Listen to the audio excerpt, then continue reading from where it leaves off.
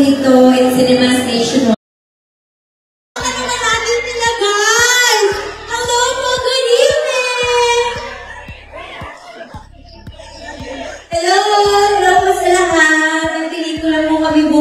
Ito in Cinemas Nationwide.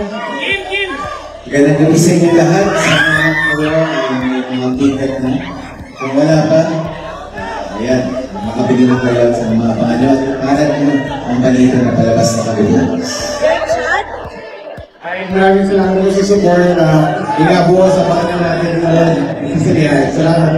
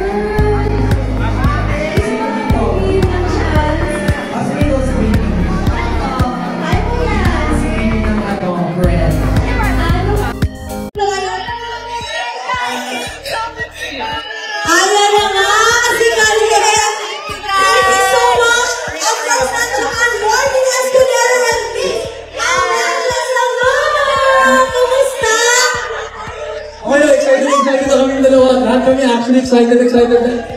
Salamat sa mga nito at sa mga po. And thank you, of course, Bench Manala and lovely Abela Manala. Ayan na lang po sa inyo.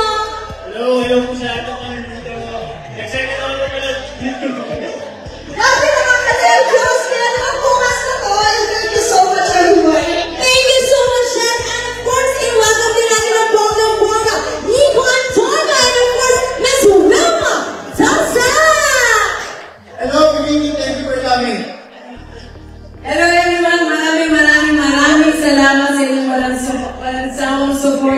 Sakto pa. Please let us support everyone. Please watch the movie. And thank you in advance. Ay, maraming salamat and congratulations sa inyo in advance. Okay, picture muna kayo ng pagmalakasan.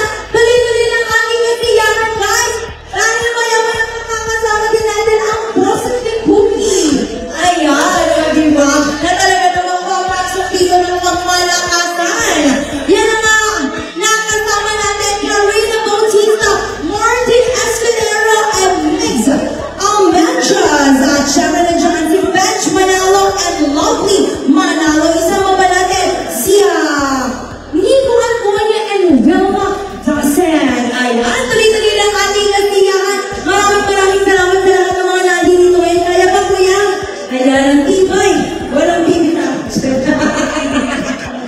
Ayan, tuloy-tuloy lang ating kasiyahan. Sige nga tuloy lang palakpakan na may hilangan.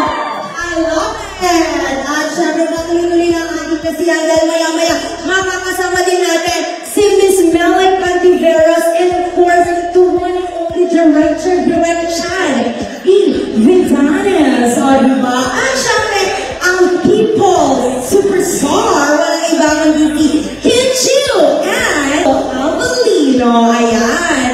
Ayan na nga sila. Maya-maya yung talaga makaka-join first na natin sila. Kaya i-ready nyo yung mga cameras nyo. I'm so excited!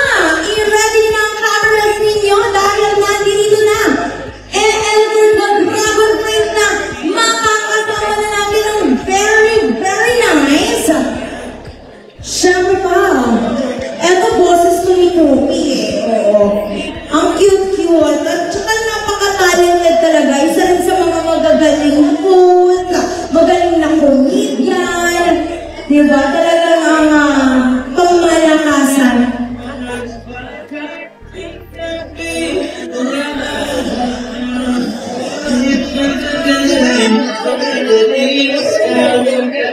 Ayun na nga!